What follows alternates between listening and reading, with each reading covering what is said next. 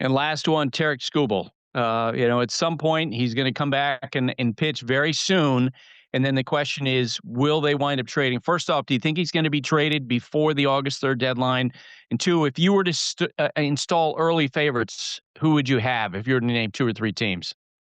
As long as he's back healthy, he's absolutely going to get traded before August 3rd. I mean, it'd be malpractice if he didn't. The Tigers are really bad. I mean, Yeah. unless he fixes them, if he fixes them, fine, but he's not going to have much time to do it. They're in the right division to get fixed, but it's been 2 months and they're just looking worse and worse, to be honest. So I absolutely do think he'll be traded. Um, Boy, I think injuries are going to be a telltale sign come late July. Which contender had lost their starting pitcher, and that might increase their need for Tarik Skubal. Not that every contender could use him now. Um, I don't want to fall back on the Dodgers. I really don't. A team like the Yankees have gotten healthy. The Yankees have gotten healthy on the They're mound. I don't not think going to they would pay do it. for a starting pitcher, right? I mean, there's What no if need there. Yeah. I mean, and what if like we've seen it. What if the Rays make a pitch or something like that? Now the Rays have good starting pitching too, but they don't have a guy like Skubal. And we've seen Tampa try to get involved in Freddie Freeman in the past, and we find out 2 years later, oh, Tampa made an offer to so and so, right? And we're going to find out in 3 years they offered a Judge $300 million. I won't be shocked if a team like Tampa, seeing the landscape in the American League, that's why I think these American League teams that have even a shot need to go for it. The NL, they might say, look, the wild card's good enough. If we upset the Dodgers, great, but we're not trading our farm system for Tarik Skubal. So sure, the Dodgers, they always have pitching injuries. So come July, they'll probably have a need for them. But I wonder if some team out of nowhere, like the Rays, would make a pitch for him. We're 2 months away, Buster. There's so much time between now and then that there's so many things that are going to change, starting with injuries. I think that's going to be the big one. Jesse, I've got the San Diego Padres as my early front runner. If I'm going to put it, in order, first off, they have a clear need, right? I mean, they've had to sort of manage their payroll, so Tarik Skubal would be a big difference maker. You have new ownership being approved next week on a $3.9 billion sale. We love how new owners love to make a mark with their fans on possible deals. And we know that A.J. Preller is one of the general managers who's not worried about, he knows that if he's trying to make the team better, that's his focus, not whether or not he's going to look bad making a trade. Does any of that make sense to you? Okay, so the last part makes the most sense to me.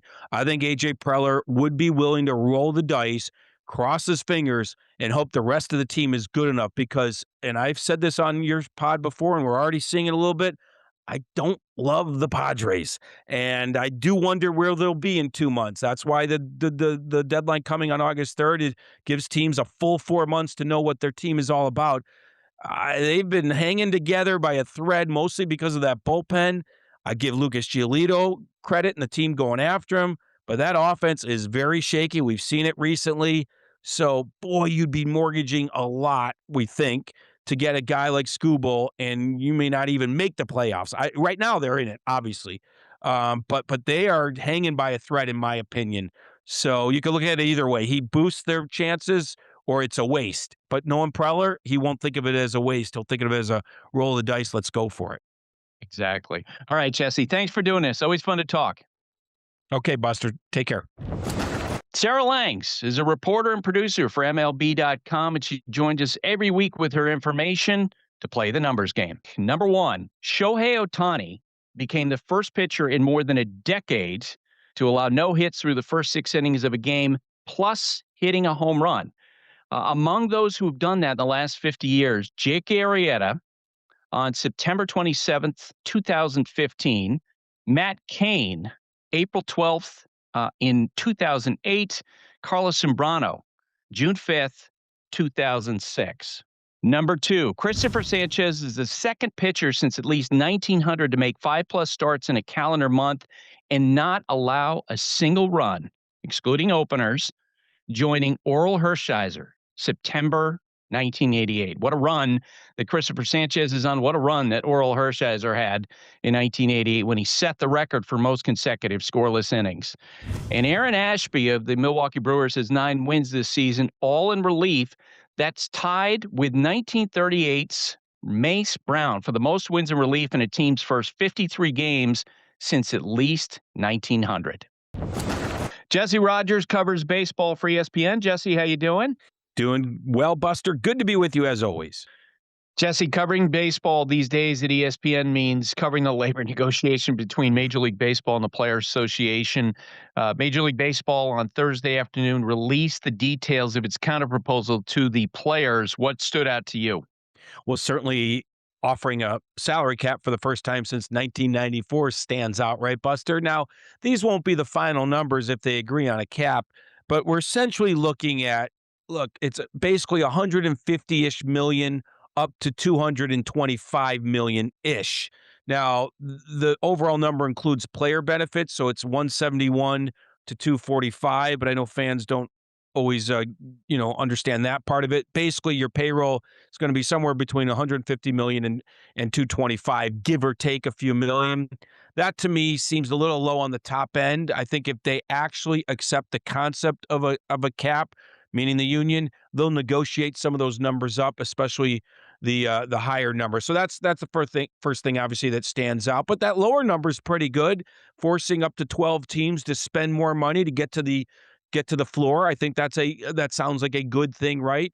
Now, a bunch of teams will have to shed salary, and I think the league will be open to a lot of things, Buster, that will tilt towards the players if the players accept the idea of a cap, meaning changes to free agency and arbitration, maybe phasing in the cap, maybe a Larry Bird exception rule. You can keep your own star. Paul Skeens, come on down. You're a Pirate for life. Don't worry about the cap.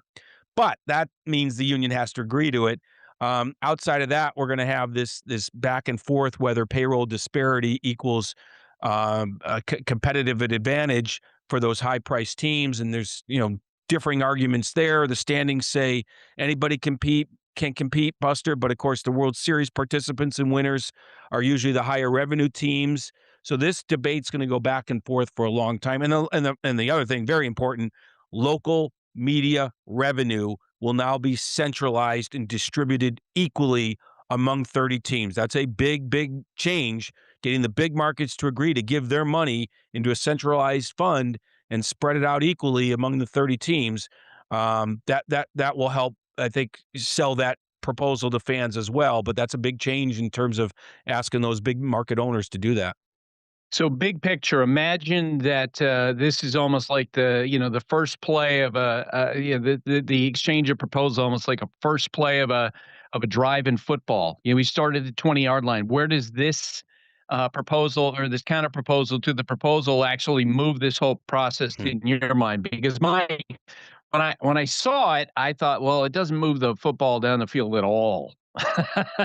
On either Yeah. side. Yeah. Like, I think they're kind of I'll I go. just think the trenches are a little bit deeper. Yeah, yeah. I would just go to a baseball analogy and say it is the first inning, and they've gotten a couple outs just because they met. They've advanced it as far as at least they met, and neither side has called anybody some nasty names. So maybe we're in the bottom of the first at this point. But and this is why the league held back on anything about arbitration or free agency or minimum salaries, because it all changes whether it's a yes or no to a cap. Now, at some point the union might be asking, well, if we do agree to a cap, what are your thoughts on minimum salary and stuff like that? And then the league will have to speak on that. And maybe that's the league strategy to sort of hold back on all these things until the union starts asking questions. Because right now, there's no conversation about a cap between the sides.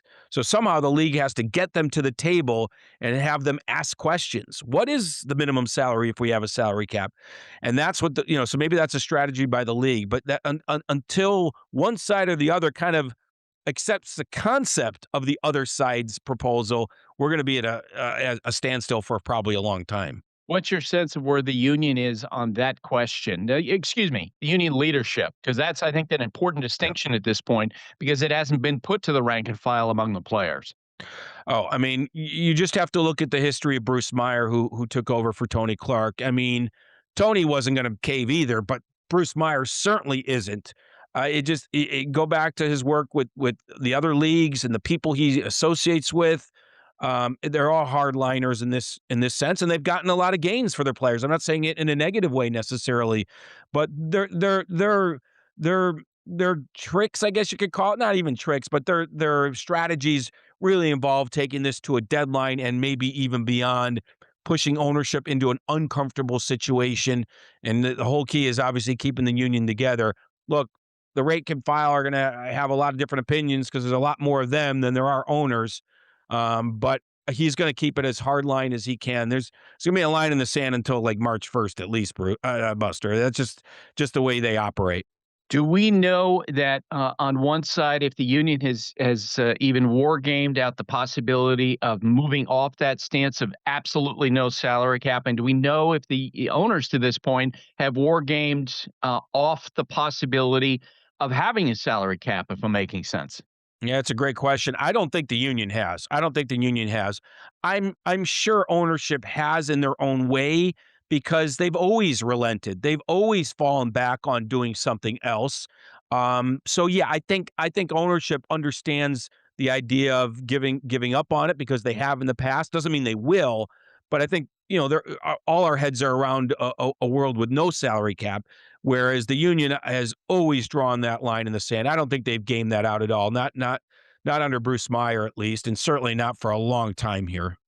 So let's look at the potential weak points on both sides. If you are a big market owner and you see the numbers on the first proposed cap, what could your reaction be based on and where your franchise is historically? Let's say, for example, Los Angeles Yeah. Dodgers. How are they going to feel about the cap that was proposed? Well, first of all, they have to insist on a phase-in period. You can't go to from 350 Grandfathered, million or whatever. right? Yeah, you got to grandfather some things in. There's the question of deferrals, and all the league will address all that once the union accepts the idea of a cap. So I think that's the biggest thing. They'd say, "Hey, give us some time here. We got to phase this thing in." And at the end of the day, those big market owners want a salary cap as well. I mean, I think the untold story, Buster, if you can get Steve Cohen to talk about it and all these guys, I think they hate being forced into spending the way they do just because of the market they're in. If you are the Yankees or the Mets, you are expected to buy free agents, and not always is it smart to get every big name free agent. Maybe you should target the right ones and the ones you're willing to pay for 10 years. So I think they wouldn't mind a few handcuffs on them, so they can tell their fan base, "Hey, can't spend any more, but we're going to try to win this way with these players." So I think big market teams will go kicking and screaming in some ways because they're going to have to adjust their payroll status. But if it happens over time, they'll be happy with it. And frankly, I think they hate being forced to spend just because of the markets they're in. Yeah, it's interesting, Jesse. Earlier this week, when we first heard from Major League Baseball on this exchange of ideas, and baseball's insisting, hey, our fans are saying we need more competitive balance. That's what we hear from our fans. And I don't know, we haven't been given all the data, right? Exactly how they're getting that feedback from fans. But I remember thinking 15 years ago, getting phone calls from people in Major League Baseball basically saying, we have great competitive balance. That Because there was criticism that only the big market teams were winning, and now it's going the other way. I think a lot of it is about cost certainty, Yeah. to your point. The owners, if you can tell a businessman he can know exactly what he's gonna have to spend, that's pretty attractive from their perspective. Look, I can poke holes, and both of Yes. us could all day long on both arguments. Honestly, let me give you a couple. Like the league keeps saying this is what fans want. This is what fans want when it comes to payroll, a disparity. They want it a little bit more equal. You know what else fans want? They want lower ticket prices. I don't see baseball moving on that. Like it's a convenient thing to say because it does give them cost certainty and valuations of their teams go up. But on the player side, they keep saying, look at the standings, look at the standings. Well, Buster, you know where I'm based. I'm in Chicago. And maybe I've said this to you before.